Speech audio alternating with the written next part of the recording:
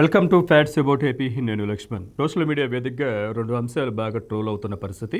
రెండు తెలుగు రాష్ట్రాల రాజకీయాలను ప్రస్తావిస్తూ నెటిజన్లు ఒక సోషల్ మీడియా క్యాంపెయిన్ ని రన్ చేస్తున్నారు. అదే ప్రజావేదిక వర్సెస్ ప్రగతి భవన్. అయితే జూన్ 24వ తారీఖు కలెక్టర్ల సదస్సు పెట్టిన జగన్మోహన్ రెడ్డి జూన్ 29 అంటే 2019 ఆయన ముఖ్యమంత్రిగా ప్రమాణ స్వీకారం చేసిన 25 రోజుల తర్వాత ప్రజావేదిక ఏదైతే ఉందో ఆ కరకట్టమైన తాడేపల్లి కరకట్టమైన ఉన్న ప్రజావేదికను కూల్చివేయాలని చెప్పి కలెక్టర్లకు ఆదేశం జారీ చేశారు. అదేవిధంగా కలెక్టర్ల సమావేశాల్లో కలెక్టర్లను ప్రశ్నిస్తూ ఆగ్రహవేశాలు వ్యక్తం చేశారు జగన్మోహన్ రెడ్డి గారు. ఈ అక్రమ కట్టడం, ఈ కరకట్టమైన కట్టడాలు కట్టకూడదు, అక్రమ కట్టడంపై ఈ ప్రజావేదికని నిర్మించడం జరిగింది. దీన్ని మీరు ఎలా ప్రోత్సహిస్తున్నారు? ఈ 5 ఏళ్లు చంద్రబాబు నాయుడు గారితో మీరు ఎలా సదస్సులు ఇక్కడ నిర్వహించారని చెప్పి ప్రశ్నిస్తూ ఆయన ఆ ప్రజావేదికను కూల్చివేయాలని ఆదేశాలు జారీ చేశారు. దాదాపు 9 కోట్లు వెచ్చించి ఈ ప్రజావేదికను నిర్మించడం జరిగింది ఆనాడు. అయితే ఇది 50 లక్షల విలువ కూడా చేయదు,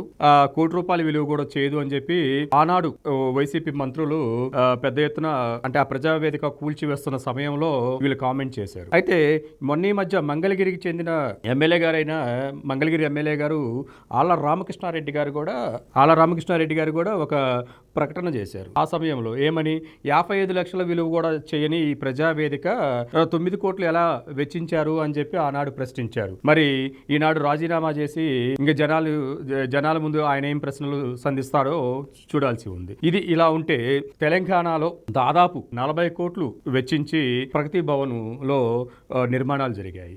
ఆ విలాసవంతమైన భవనాలతో పాటు అనేక సమావేశ మందిరాలు అక్కడ ప్రగతి భవన్ లో ఉన్నాయి. దాదాపు దశాబ్ద కాలంగా ప్రగతి భవన్ వైపు కన్నెత్తి కూడా చూడని ప్రజలు ఈనాడు దివంగత పూజ్య జ్యోతిరావు పులే ప్రజా వేదికగా దాన్ని నామకరణం చేసి ప్రజావాణిని అక్కడ వినిపిస్తున్న పరిస్థితి. రేవంత్ రెడ్డి గారి ముఖ్యమంత్రి అయిన తర్వాత ఈ మార్పు జరిగింది. అక్కడ ప్రజలు తన యొక్క సమస్యలని ప్రజా అర్జీల ద్వారా అక్కడ నేరుగా ముఖ్యమంత్రి గారిని కలిసే విధంగా ఒక ఏర్పాటును అయితే చేశారు. అయితే ప్రగతి భవన్ లో అంత విలాసమైన భవనంలో ముఖ్యమంత్రి గారి నివాసం ఉండొచ్చు, లేదా మంత్రులకు నివాసం కల్పించవచ్చు, లేకపోతే దాన్నే ఒక అతిథి గృహంగా కూడా మార్చుకోవచ్చు. కానీ ప్రగతి భవనం ప్రజలది.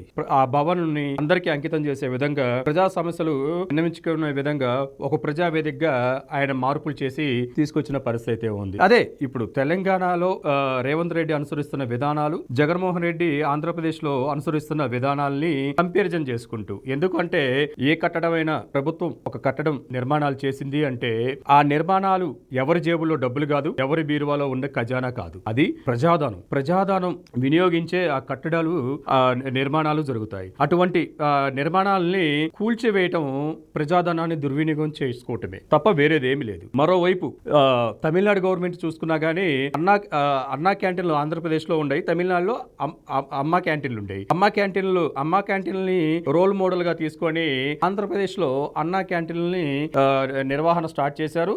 పెద్ద ఎత్తున ₹2కే ఆహారాన్ని అందించి చాలా తక్కువ చీపెస్ట్ ధరలో టిఫిన్ అల్పాహారం కూడా అందించి అన్నార్థుల యొక్క ఆకలిని తీరుస్తున్న అన్నా క్యాంటీన్లు కూల్చివేశారు. కానీ జయలలిత గారు, అప్పుడు ముఖ్యమంత్రి గారు, దివంగత ముఖ్యమంత్రి గారు జయలలిత గారు స్టార్ట్ చేసిన అమ్మా క్యాంటీన్లని ఇప్పటికీ అదే పేరు పైన ఇంకా కంటిన్యూషన్ చేస్తున్నారు ఇప్పుడున్న ప్రస్తుత ముఖ్యమంత్రి స్టాలిన్ గారు. చూడండి ఎంత వ్యత్యాసం ఉందో. అంతేకాదు దాదాపు 200 కోట్లు తమిళనాడు గవర్నమెంట్ కి 200 కోట్లు అనేది పెద్ద విషయం కాదు. అటువంటి 200 కోట్లు ప్రజాధనాన్ని కూడా ముఖ్యమంత్రి గారైన స్టాలిన్ దాన్ని దుర్వినియోగం చేయడానికి ఇష్టపడలేదు. 200 కోట్లు విలువ చేసే స్కూల్ బ్యాగులకి జయలలిత గారు బొమ్మ పెట్టి అమ్మ ఏదో ఒక ట్యాగ్ లైన్ పెట్టి స్కూల్ బ్యాగులు విద్యార్థులకు అందజేశారు. ఆ స్కూల్ బ్యాగులు కూడా అందరూ అయితే ఏదైతే స్టాలిన్ వర్గం వాళ్ళు ఉన్నారో ఆ పార్టీ వాళ్ళైతేనేమి, మేధావులు అయితే, రాజకీయ విశ్లేషకులు అయితే ఆ స్కూల్ బ్యాగుల్ని విద్యార్థులకు ఇవ్వద్దు, దానివల్ల జయలలిత గారు ఫోటో ఫోకస్ అయింది, ఆ పార్టీకి సింపతి వచ్చిందని చెప్పినప్పటికీ స్టాలిన్ గారు ఒప్పుకోలేదు. ఆ 200 కోట్లు విలువ చేసే స్కూల్ బ్యాగుల్ని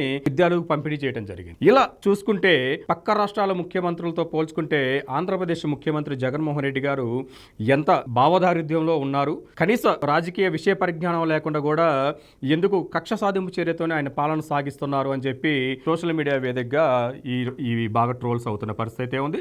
తెలంగాణ ప్రజా వేదిక ఆంధ్రప్రదేశ్ లో కూల్చివేసిన ప్రజావేదికకు కంపారిజన్ చేసుకుంటూ ట్రోల్స్ అయితే పెద్ద ఎత్తున సోషల్ మీడియాలో వినిపిస్తుంది.